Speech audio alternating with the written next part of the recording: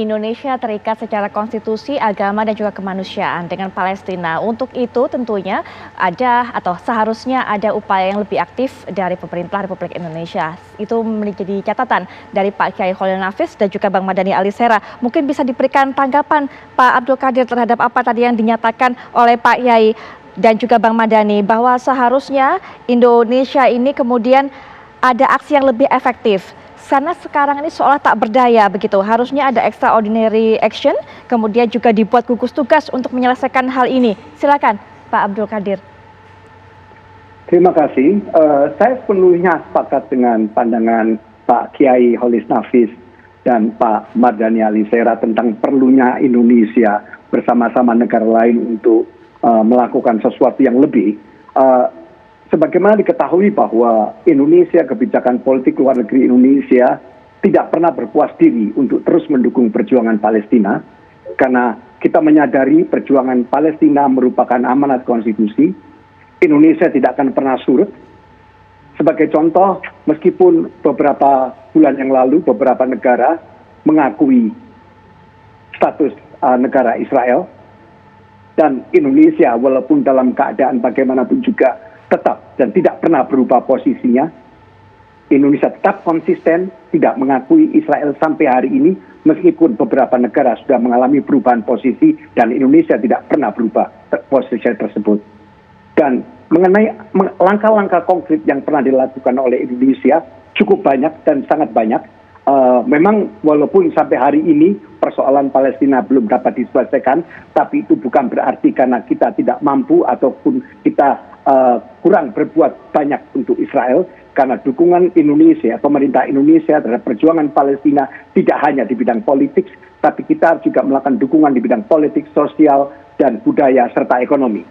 Satu hal yang ingin saya garisbawahi sekali lagi dalam kesempatan ini bahwa Indonesia sebelumnya pernah menyelenggarakan konferensi Al-Quds pada tahun 2016. Itu salah satu wujud dari upaya Indonesia untuk menggalang dukungan masyarakat internasional terhadap perjuangan rakyat Palestina. Begitu juga ketika Indonesia menjadi anggota Dewan Keamanan PBB, di mana isu Palestina seringkali menjadi salah satu subjek pembahasan. Dan salah satu subjek pembahasan pada tahun 2020 ketika Indonesia menjadi anggota Dewan Keamanan, yaitu kemungkinan ditawarkannya Abraham Accord atau perdamaian, konsep perdamaian Israel dan Palestina yang ditawarkan oleh administrasi Presiden Trump. Dan mungkin bapak-bapak dan ibu-ibu semuanya mengetahui bahwa posisi Indonesia sangat jelas, kita tidak bisa menerima karena kami berpikir bahwa konsep perdamaian yang ditawarkan oleh Presiden Trump tersebut adalah konsep perdamaian yang tidak adil. Satu hal yang ingin saya sampaikan sekali lagi di sini, dukungan terhadap perjuangan rakyat Palestina mewujudkan negara Palestina yang merdeka, berdaulat, aman, adil, dan makmur merupakan salah satu ruh politik luar negeri Indonesia. Terima kasih. Baik, Bang Mardhani juga mungkin bisa diberikan tanggapan. Ada langkah-langkah konkret sudah yang dilakukan oleh pihak pemerintah Republik Indonesia. Tadi Pak Abdul Qadir sudah menjelaskan dan juga dukungannya bukan hanya sekedar mengutuk ataupun juga memberikan support dari bidang politik, tapi juga ada beberapa hal lainnya dan bahkan juga sudah aktif menggalang kekuatan internasional. Silakan Bang Dhani.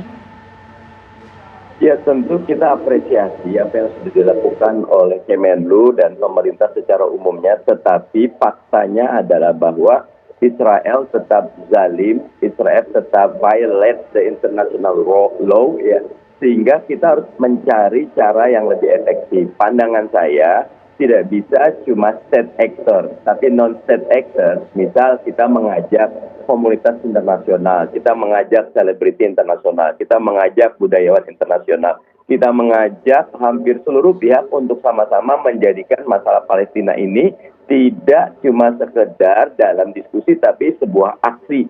Nah, dalam hal ini misal kita bisa menambah anggaran bantuan kita untuk negara Palestina. Saya tahu pemerintah mengalokasikan anggaran, tapi mungkin dengan kondisi seperti ini, Kemenlu bisa meminta kepada Komisi 1 agar budget untuk aksi-aksi membantu Palestina ditingkatkan anggarannya, sehingga ruang gerak, efektivitas, dan kemampuan orkestrasi Indonesia untuk ikut serta menyelesaikan masalah akut Palestina ini bisa selesai.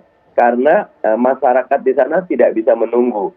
Mahkamah Agung kasus Sheikh Jarrah ini dari tahun 98, tadinya ada 3.000, sekarang udah tinggal berapa ratus orang, dan itu terus secara sistematis dihilangkan haknya, diusir dari tanahnya. Dan lagi-lagi kita bekerja tetapi belum efektif, belum mission accomplished. Nah, menurut saya tetap kita harus menyuarakan, dan ini saya ingin menegaskan bukan cuma tanggung jawab pemerintah, tapi tanggung jawab kita seluruh rakyat Indonesia, wabil khusus umat Islam di Indonesia, termasuk di bulan Ramadan ini berdoa kepada Allah Subhanahu wa taala agar saudara kita bukan cuma di Palestina, tapi kita juga punya saudara kita di Rohingya yang jutaan di perbatasan Bangladesh masih menghadapi demikian banyak kezaliman untuk dijaga dan diselamatkan. Baik, Bang Mardhani, saya sepakat dengan Bang Mardhani apa yang tadi disampaikan. Kita harus berdoa tentunya untuk bisa memberikan support kepada saudara-saudara kita yang hingga saat ini kondisinya juga masih mengenaskan di beberapa wilayah,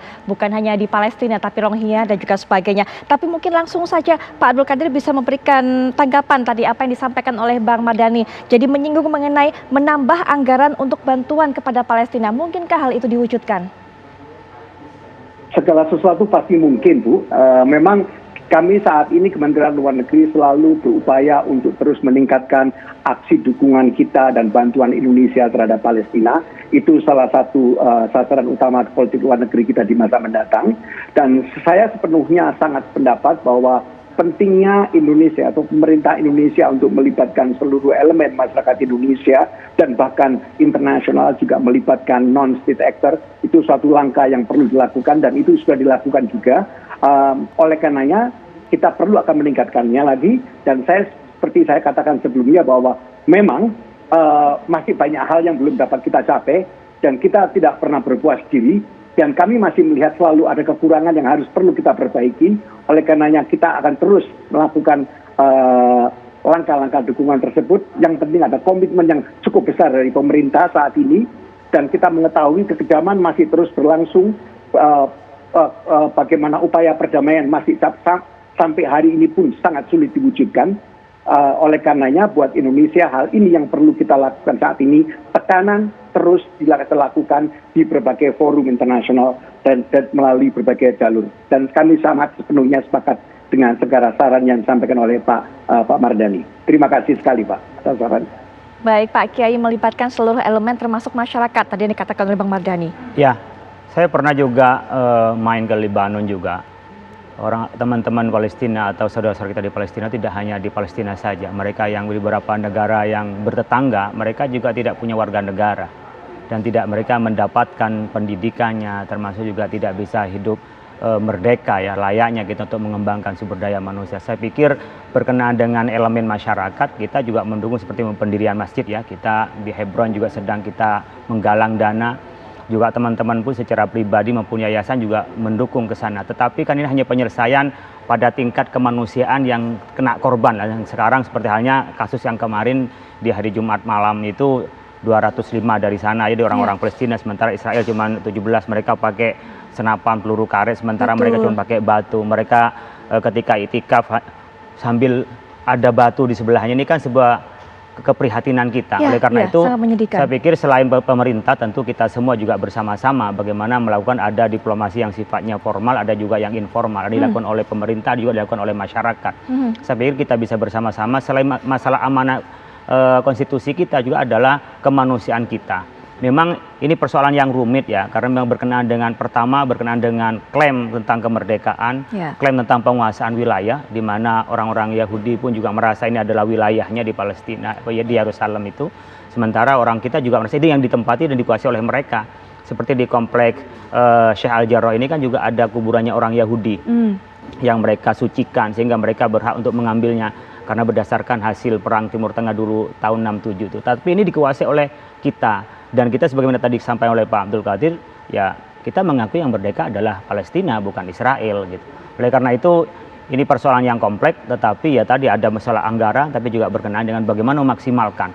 Karena faktanya adalah ini melanggar hukum internasional, faktanya ini adalah melanggar kemanusiaan, tapi tak pernah diatasi oleh kita semua dan tidak pernah bisa diatasi.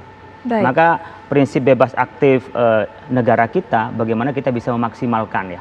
Bisa memaksimalkan, menggalang dukungan, bagaimana upaya barangkali komunikasi dengan Uni Eropa, komunikasi dengan OKI dan beberapa institusi internasional. Baik, bagaimana upaya untuk memaksimalkan untuk bisa mendapatkan dukungan dari berbagai macam organisasi internasional agar kita bisa berperan aktif untuk bisa mewujudkan kedamaian di Palestina. Nanti kita akan bahas lebih lanjut lagi mengenai hal ini, termasuk juga kami bawa Anda untuk bisa mendapatkan laporan langsung bagaimana kondisi di Palestina. Tapi sesaat lagi kami segera kembali.